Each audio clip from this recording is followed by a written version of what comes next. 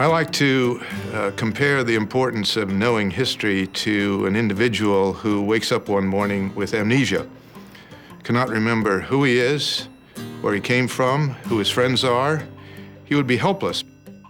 I give a lecture that ends up with Vietnam Veterans Monument in Washington, D.C. What I do is I start going through the names. I start going through the ages of the people when they died. And most of them are the ages of people in my class. They're 18, 19, 20. And the point that I make is that before they ever got to learn why history mattered, history caught up with them. Most Americans are, in fact, pretty firmly convinced that history does not matter. Most Americans, I think, tend to think history is dead, done with, the ash bin of history. The worst thing you can say about somebody, really, if you want to be really cutting, is he's history. Too often, history is taught as if everybody who lived in the past had read the textbook and knew what was going to happen. I think that you should approach the study of history with a spirit of curiosity. Be open-minded about the possibility that the story is much bigger than has been presented. What we need to remember is that there's not just one story of American history, there are many stories. And history was integrated. People occupied the same space, in time, the same piece of land.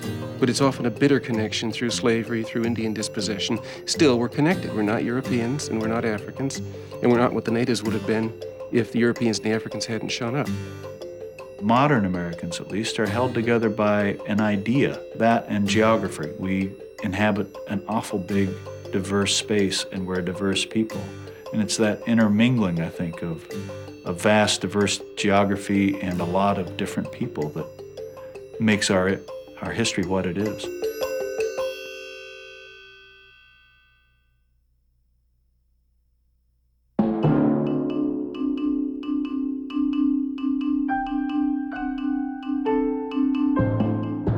The history of the United States begins with the story of a rich and varied landscape. Each region has its own ecosystem. Each one of the areas has a different mix, a different timing, different people who were there at the beginning, different cultures who were there at the point of contact, and also different connections in a geographic sense. But there's the other historical geography, that is the geography that people thought was there. The attitudes they had toward the land and toward the world and toward the landscape. America is a place, but it's also an idea.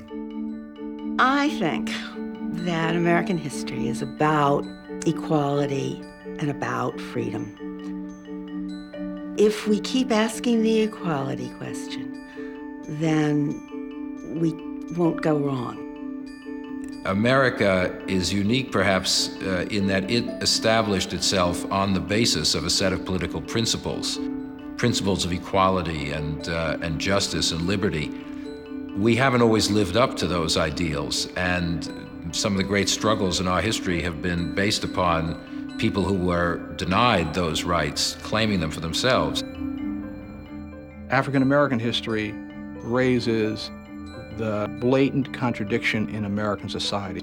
All men are created equal, our notions of Americans as people committed to equality and so on. Well, how can we be a people committed to those things, believing in those documents, when at the same time the people who wrote those documents, who articulated those beliefs, were themselves the holders of human beings in human bondage? America the place, America the idea. Together, they forged the American identity. Who is an American? What kinds of people have been included in the notion of American? What kinds of people have been excluded at various times in our history from the notion of American? I think for many years we saw the American culture and American society as sort of a bouillon, a soup in which everyone would blend and melt into it. And now, certainly at the beginning of the 21st century, we understand that American society is more like a stew. There is this stock of sort of Western European flavor, but there are also phenomenal segments of American society that have been flavored by that stock, but still retain their own ethnicity. So in an odd way, American came to mean for a long time people who were not American, people who came from across the ocean. And The odd thing about European culture in the Americas is how little attention Europeans wanted to give to the people who are here to begin with. For generations and generations, Native American people lived in this continent before the coming of the Europeans. And there was the rise and the fall of different cultures and very sophisticated societies, which all have a very rich culture and history of their own. American society has always been a multiracial, multicultural society. When Columbus came, he came bringing yet another cultural group and another racial group to take their place beside an already multicultural, multiracial society. And in fact, that is central to what America is.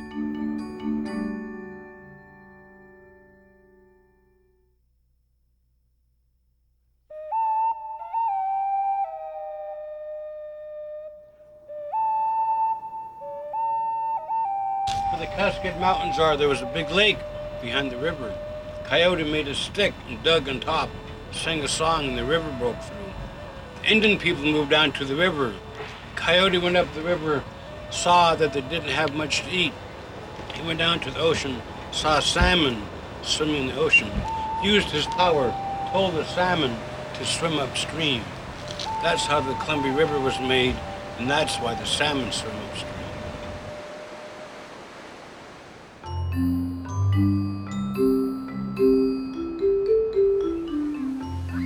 Today, cities like Portland, Oregon are bustling urban landscapes. But for centuries before the Pacific Northwest was settled by immigrants of European stock, it was inhabited by Native Americans. Tribes such as the Chinook, Tillamook, Cayuse, and Walla Walla lived in what are today the states of Washington and Oregon. The Northwest part of North America supported an extraordinary diversity of both coastal and inland cultures before European contact. The densest populations were at the coast and inland by the sides of lakes or on riverbanks like that of the Columbia, where there were seasonal salmon runs. There was this stereotype of North American Indians up in the Northwest being salmon fishermen. They were actually a great deal more than that, but there is no question that the seasons of fish like salmon or smaller animals played a vital role in their economies.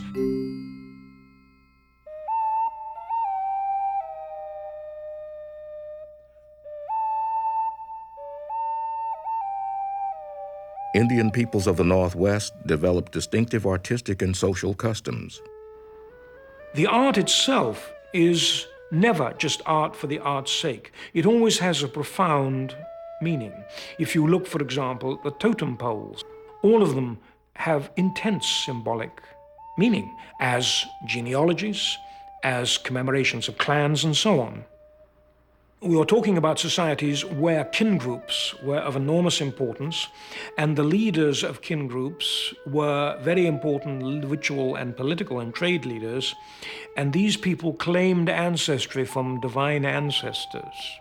This gave them their authority, and these clan affiliations were of enormous importance in determining status and so on. Today, many Native American tribes still live in the Pacific Northwest, and for some, salmon fishing is still their livelihood. But they are only a fraction of the number estimated to have lived there before Europeans came.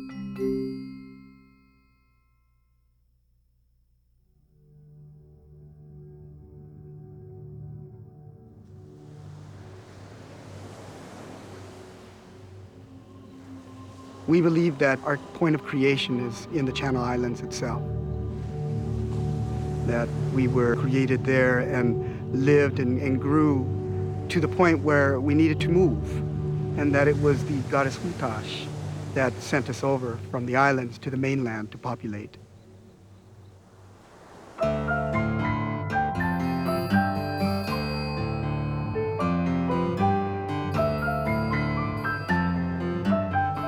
The California coastal region today holds one of the world's most thriving cultural and technological centers. But centuries before there was San Francisco or Silicon Valley, the area was well populated with Native Americans.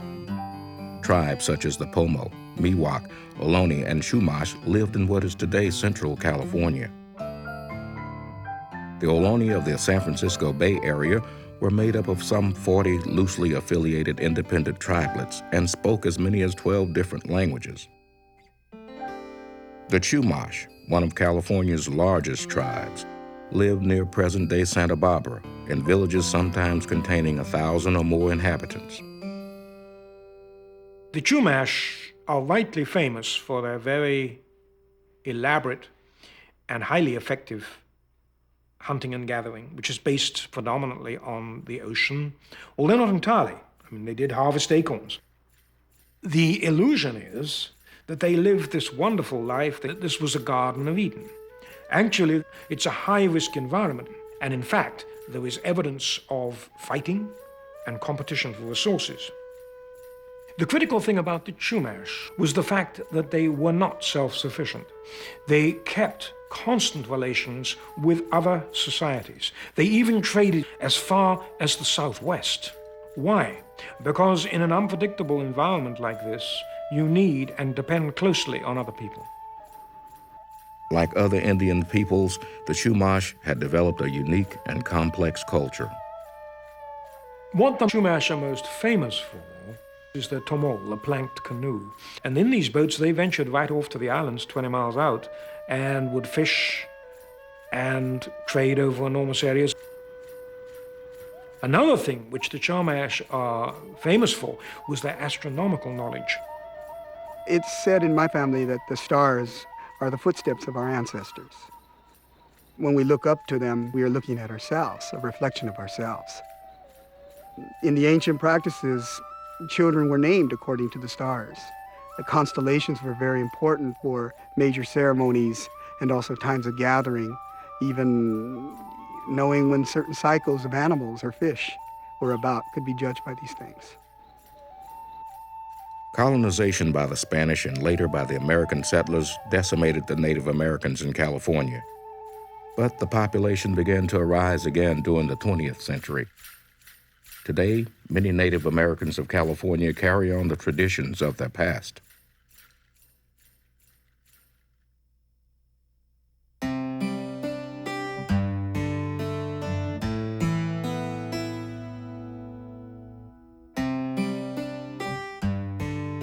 Today, New Mexico and other parts of the Southwest strongly reflect the presence and influence of Native American cultures. While large cities like Santa Fe have grown up around them, many Native American tribes have continued to live in the Southwest, some of them on their original pueblos.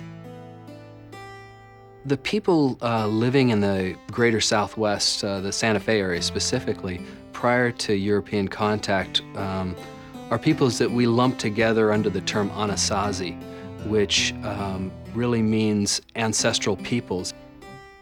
The people living in that area were farming peoples living in large villages and doing the things that we're familiar with: trade, communication, warfare, survival. They had to deal with weather that was quite capricious, and so the people living there had to utilize certain strategies to get by. They farmed multiple areas at once.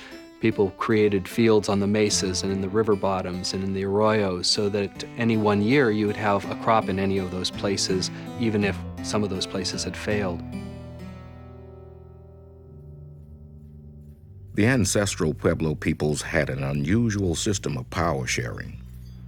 In terms of their social organization, the villages probably had clans that were organized into larger groupings we call moieties, which is an anthropological term meaning half. During the summer moiety group would have a leader that would basically call the shots, and the reins of power then would be handed during the winter over to the winter moiety leader. Pueblo Bonito in Chaco Canyon was the largest and most elaborate Pueblo de Anasazi ever constructed. Built sometime during the 10th century, it was abandoned by the 13th century for reasons that are still not entirely certain. It's a huge condo complex of rooms stacked one on top of another, big plazas that we imagine were used for ceremonies, kivas set into those plazas used for rituals and meetings of clans and other groups. And so it was a seething mass of humanity. The major cultural achievement for the Ancestral Pueblo peoples is the perfection, if you will, of village life. The long experimentation they had with living together in large groups, sharing resources, and in many cases sharing the same walls. How ritual reconfigures and recreates a village on an annual basis, how a community really does survive together as a community. Unlike most other pre-Columbian Indian structures, some of the ancestral pueblos have survived and are still inhabited, and descendants of the ancestral pueblos still perform many of the traditional rituals.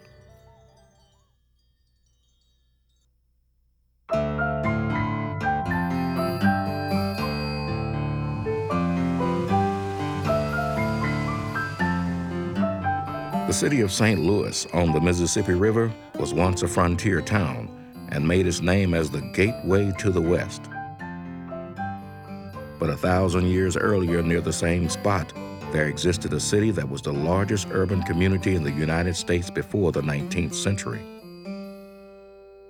Cahokia Mounds is situated in what we refer to as the Great American Bottom. It's a large expanse of floodplain that's been carved out over hundreds of thousands of years by the meandering of the Mississippi River. There are numerous lakes, marshes, and sloughs and backwater areas that provided all kinds of fish and waterfowl, so it was a very productive source of food. Plus, it provided a very fertile soil for agriculture, and these people were agriculturalists. For 900 years, from approximately 700 AD to 1600 AD, the mound builders dominated the Mississippi Valley. Cahokia was the largest and most enduring of the Mississippian cultures.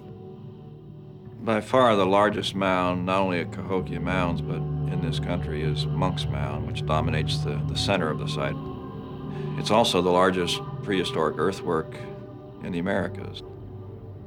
We had as many as 120 mounds during the Mississippian period in what we call Cahokia proper. Majority of those mounds were what we call platform mounds. They're rectangular and flat top. These were mounds that were used not for burials, but for buildings, to elevate their important buildings, important people higher than everybody else. It's a way of separating the sacred from the common, so to speak. It was a stratified social system with what we refer to as the paramount chief at the top, and he probably lived on top of Monk's Mound, or at least ruled from there.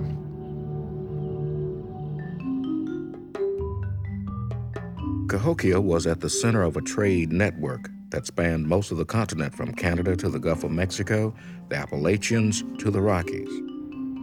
The rivers themselves were transportation routes. They were the superhighways of their day. And traveling in their dugout canoes along these river highways, we find a lot of exotic items coming here from different parts of the country. By the time Europeans arrived in North America, the people of Cahokia had disappeared.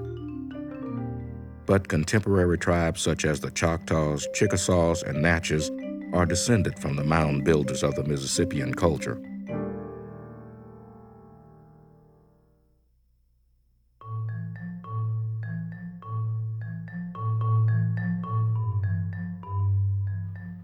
The Cherokees had an island in the ocean, and the island sank, and they left, and they came from the south north.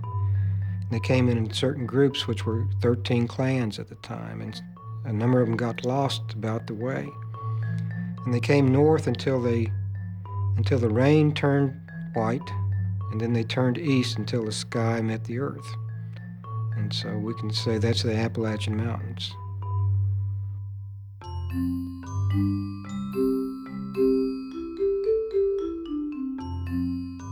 The British established the city of Charleston in 1670, but the southeastern region of the continent had been inhabited for thousands of years before that.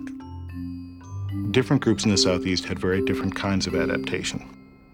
Some groups lived in very large towns, some groups lived in very small bands, foraging, others farmed.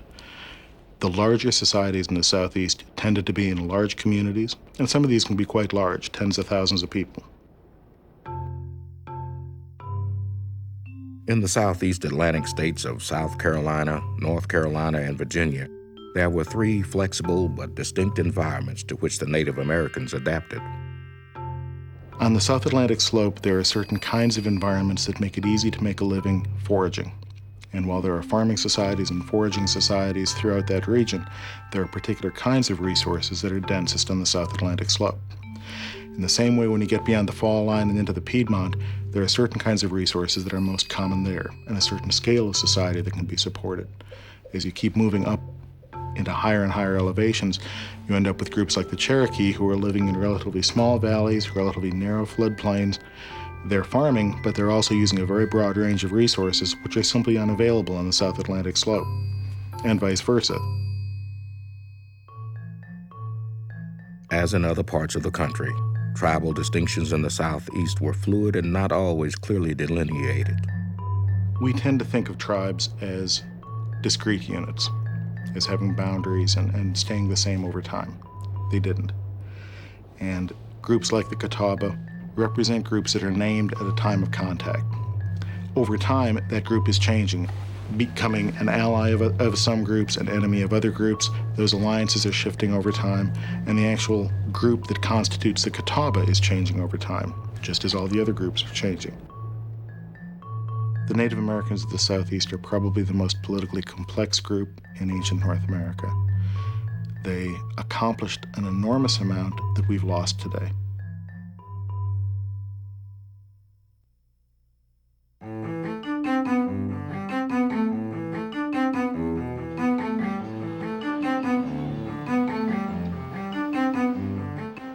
New York City is one of the dazzling achievements of Western civilization. But it was once only a small island sparsely inhabited by Native Americans known as the Lenape. Further north in upstate New York was the home of the Haudenosaunee, or the people of the Long House. These were the ancestors of the Iroquois tribes, the Mohawks, Oneidas, Onondagas, Cayugas, and Senecas.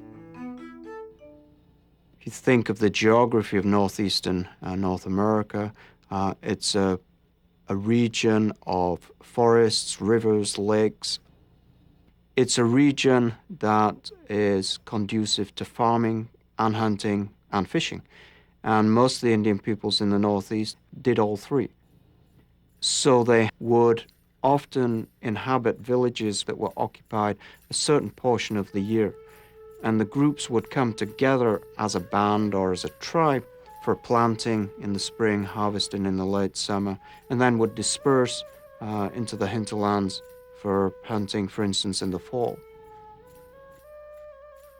The various Indian peoples of the Northeast encountered and interacted with one another, sometimes in warfare, sometimes in peace. There are alliances and common causes between Iroquois and Algonquian peoples. There are wars in which Iroquois and Algonquian people take sides on the same side. And of course, there are intermarriages between Iroquois and Algonquian people.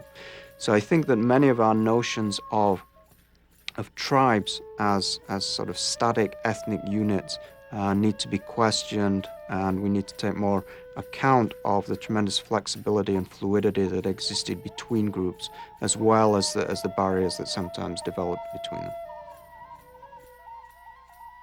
Haudenosaunee tribes are famous for the long houses they lived in. Communal housing structures where they ate, slept, and stored food and other items. They are also well known for a more egalitarian treatment of women than many other tribes. I think in the Northeast, the power and the influence of women centered on the village, on the homes, and the field. That the role of the women was primarily one of cultivation, cultivating crops and cultivating children. And in that sense, they are giving life and they are promoting life. The role of men, more often, takes them outside of the village. They are away from the village at war or hunting, which of course are both activities that involve the taking of life. In ancient times, the Haudenosaunee tribes fought amongst each other, enduring an endless cycle of raiding and retaliation, But sometime before the coming of Europeans, the Haudenosaunee found a way to live in peace with each other. They formed a confederation which would later be known as the Iroquois League, an early form of democracy that would make a deep impression on European settlers who arrived later.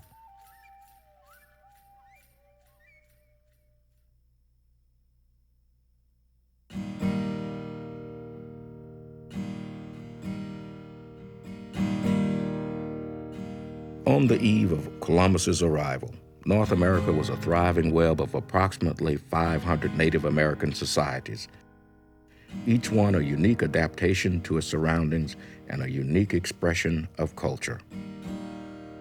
And the most striking characteristic of Native American cultures in 1492 was that they had been changing and constantly changing long before Europeans came.